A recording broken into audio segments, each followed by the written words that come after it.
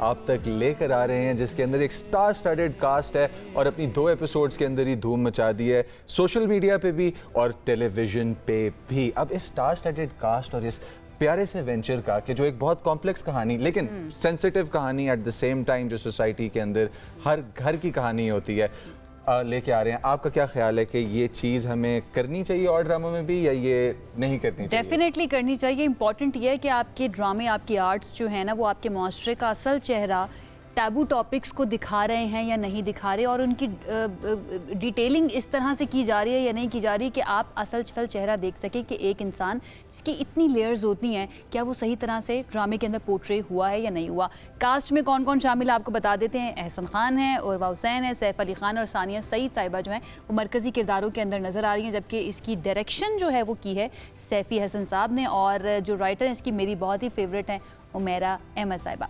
आज तीसरी episode on air होने जा रही है। लास्ट वीक 2 एपिसोड जुम्मा और हफ्ता रात 8 बजे ऑन एयर हुई थी, और इतना ज़बरदस्त इसका फीडबैक आया है कि आप सोचिए कि हम दूसरी मरतबा इसके ऊपर, आपकी इज्जत के ऊपर ये सेगमेंट करना चाह रहे थे और हम कामयाब भी हुए हैं, क्योंकि आज हमें ज्वाइन कर लिया है लीड कैरेक्टर जो हीरो का किरदार कह सकते हैं निभा रहे हैं। एहसन खान हमारे साथ आज मौजूद हैं, उनकी तरफ चलते हैं, उनसे जानते हैं कि उनको कैसा फीडबैक मिला, कैसा एक्सपीरियंस रहा, एंड ओवरऑल अपने किरदार के बारे में, ताबिश के बारे में उनकी क्या राय है। अस्सलाम वालेकुम Ehsan, thank you so much join करने के लिए। सबसे पहले तो मैं ये चाहूँगी कि ये इस ड्रामे के बारे में थोड़ा सा आप बताइए। मियाँ बीवी की कहानी है, उनके रिश्ते के अंदर जो उतार चढ़ाव, मद्दो जज़र आते हैं, उसकी ये कहानी है। और लेकिन आपका किरदार जो है ना वो बड़ा मुझे इंटरेस्टिंग लगा। अभी तो हमें पता है कि अभी कहानी ने अनफोल्ड होना है, लेकिन जितना हमने OST के अंदर देखा है कि पहले आपकी शादी होगी, उसके बाद आप अमीर हो जाएंगे, उसके बाद आपका आई थिंक एक एक्स्ट्रा मैरिटल अफेयर होगा। सबसे चैलेंजिंग आपको क्या लगा इसके अंदर प्ले करना? चैलेंजिंग तो हर कैरेक्टर होता है, क्योंकि आपको अपनी ज़ात की नफ़ी करके तो वो एक सर्टन कैरेक्टर प्ले करना होता है, और उस किरदार की बहुत सी चीज़ें होती हैं जो एक अदाकार पोर्ट्रे कर रहा होता है स्क्रीन पे।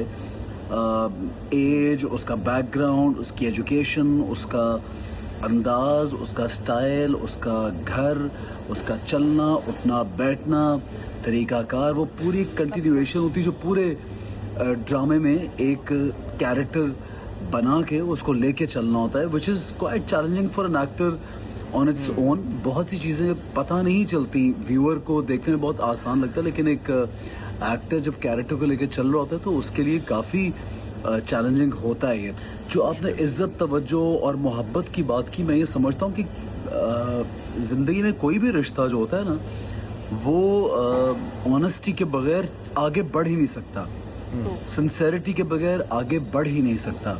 मियाँ बीवी का रिश्ता आई थिंक खूबसूरत तरीन, सबसे अगर कोई खूबसूरत रिश्ता अल्लाह ताला ने जो बनाया है वो मियाँ बीवी का रिश्ता है।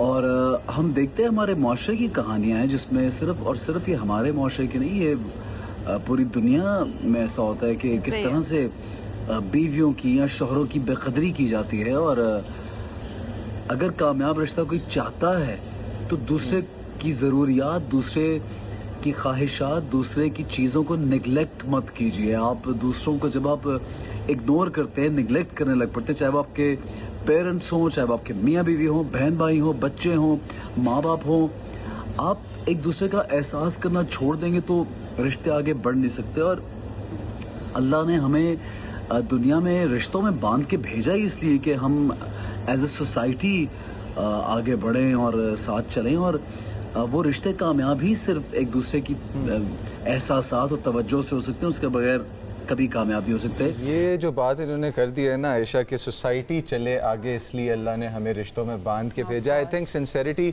बहुत ज़रूरी है, लेकिन सिंसेरिटी की अगर हम बात करें तो हमें नेगेटिव पॉजिटिव दोनों कैरेक्टर्स हैं जो सोसाइटी में नज़र आते हैं। अब एज एन एक्टर कि जो हम देखते आए हैं, एहसन खान, वो बड़े अच्छे तरीके से इन दोनों एस्पेक्ट्स को निभा लेते हैं। और ताबिश जो आप प्ले कर रहे हैं इस वक्त, उस कैरेक्टर को आप किस कैटेगरी में रखेंगे? बहुत गलत इंसान है क्या, 2 नंबर बंदा है, ठीक आदमी नहीं है अगर हम लोग इसको कहें तो, या ताबिश एक ऐसा बंदा है कि जो हालात का शिकार है बेचारा और उससे चीज़ें हैंडल नहीं हो पाती और he wants to be good? किस कैटेगरी में रखेंगे आप? अच्छा, ये बात तो तय है कि ताबिश विलन नहीं है, ये एक नेगेटिव कैरेक्टर नहीं है। हाँ, उसके ट्रेट्स नेगेटिव हैं और इस वक्त वो लोगों को नेगेटिव ही लग रहा है, लेकिन आप आगे जाके इसके किरदार में उतार चढ़ाव भी देखेंगे आप, बड़ी different angles, different way of thinking, और जो ग्रे कैरेक्टर जिनको कहते हैं ना ब्लैक और ना वाइट, उस तरह का कैरेक्टर है। और मैं इसको मनफी नहीं कहूँगा, मुआशरे में हमारे बहुत से ऐसे लोग होते हैं जिनसे गलतियाँ होती हैं, और गलती, इंसान चूँकि गलती का पुतला है, तो बहुत मर्तबा इंसान बुरा नहीं होता, वक्ती तौर पे वो गलती करता है और शायद उसको उसका एहसास भी हो जाता है, क्योंकि वो कहते हैं ना जो माफ़ी मांग ले, जिसको एहसास हो जाए, वो एक बेहतर इंसान होता है, उसके दिल के अंदर ज़रूर कहीं ना कहीं बेहतरी होती है। और ये भी कहा जाता है कि सुबह का भूला अगर शाम को घर लौट आए तो उसे भूला नहीं कहते। तो आगे जाके जब आप देखेंगे तो इसको, इस किरदार को अपनी गलतियों का एहसास भी होगा, लेकिन वो पूरी कहानी कैसे आगे बढ़ती है, कैसे बनती है, वो आप लोग देखेंगे, फीडबैक देंगे, तो हमारी जो आवाम है हमें फीडबैक देगी, तो फिर उनको समझ आएगा कि मैं क्या ऐसे हमें एक्चुअली आदत हो चुकी है कि एक किरदार अगर अच्छा हमें फिल्म या मूवी में नजर आ रहा है तो हर एस्पेक्ट उसका अच्छा होना चाहिए, विलन है तो उसका हर एस्पेक्ट नेगेटिव होना चाहिए, हम एक्सेप्ट नहीं कर पाते हैं। और अब ये जो आहिस्ता आहिस्ता ट्रांजिशन और तब्दीली आ रही है ना कि एक इंसान के अंदर हर तरह की खूबियाँ और खामियाँ होती हैं, ख़ता का पुतला भी है। आपने कहा कि सुबह का भूला शाम को घर वापस आए तो उसे भूला नहीं कहते, मसला तब होता है जब वो बार बार भूलना शुरू कर दे। अच्छा, उर्वा के बारे में मैं जिक्र करना चाहूँगी, आपके साथ वो अपोजिट हमें नज़र आ रही हैं लीड कास्ट के अंदर, इससे पहले भी उडारी में भी वो मौजूद थी उस ड्रामे के अंदर, उनके साथ काम करने का एक्सपीरियंस वो शेयर कीजिए। उडारी को माशाल्लाह ये ड्रामा ऑन एयर हुआ है तो उडारी को it's like it's been almost 10 years now, almost.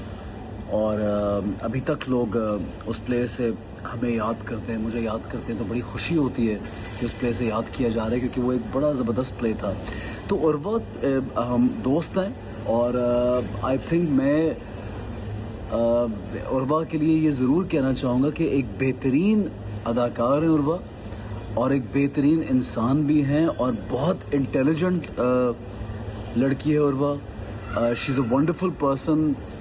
I had a great experience working with her, और काम अच्छा तो है ही उनका, इसमें तो कोई शक नहीं, उन्होंने अपने आपको पहले प्रूफ वो कर चुकी हैं। लेकिन सबसे बड़ी बात एक्टर में होती है, कभी भी लर्निंग के लिए अपना दरवाज़ा क्लोज ना करे, कि एक्टर जो है वो ये ना सोचता है कि मुझे सब कुछ आता है। और उर्वा जब सेट पे आती है तो वो ऐसे शुरू करती थी काम कि जैसे पहली बार काम कर रही हैं, यानी so fresh, so new and open to all sorts of what do you say, कोई भी सजेशन आप उनको दे दें, कोई भी बात उनसे डिस्कस कर लें, एक्टिंग के कैरेक्टर के बारे में डिस्कशन करें।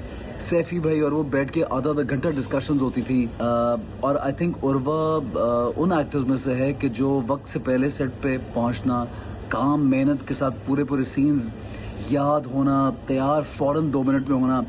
आई मीन एनी को actor what else would he ask for, जब ऐसी को एक्ट्रेस हो कि वो इतनी इंटेलिजेंट भी हो कि आपको नए से नए पहलू कैरेक्टर के वो निकालती है, अपने सिर्फ नहीं दूसरों के लिए भी। तो I thoroughly enjoy working with हर। ऐसा मैं ईद समझती हूँ आपके साथ काम करने वाला इंसान अगर इंटेलिजेंट भी है, कोऑपरेटिव भी है, और वो नई नई अपॉर्चुनिटीज़ और नई लर्निंग अपॉर्चुनिटीज़ के लिए ओपन है, तो डेफिनेटली आपको भी मज़ा आता है काम करके। आपके बारे में बात करी मैं, थैंक यू सो मच। वैसे मैं आपके बारे में सोच रहा था जब आप ये बात कर रहे थे। देखें, अपने वर्क प्लेस के ऊपर एक चीज़ का ख्याल रखा करें, चीज़ें ऊपर नीचे होती रहती हैं, ठीक है, आपने अपनी टीम बना के चलनी होती है। और जिस तरह एहसन बता रहे थे, जो वर्क एथिक है, टाइम से पहले पहुंचना, पंक्चुअलिटी, ये चीज़ें होती हैं कि जो हमेशा प्रॉब्लम संभालने में करामत साबित होती हैं और अच्छे तरीके से प्रॉब्लम संभाल लिए जाते हैं। तो उर्वा के बारे में मुझे ये नए फैक्ट्स पता चले, मुझे नहीं पता थे। Thank you so much, Ehsan हमारे साथ मौजूद थे। और आपकी इज्जत, ये ड्रामा आज तीसरी एपिसोड इसकी ऑन एयर होने जा रही है हम नेटवर्क के ऊपर रात 8 बजे, जुम्मा और हफ्ता एवरी वीक आप देख सकेंगे। प्लीज़ देखिएगा, अपना फीडबैक भी ज़रूर दीजिएगा, हमारे पेज पर भी दे सकते हैं, यूट्यूब पर जाकर भी दे सकते हैं।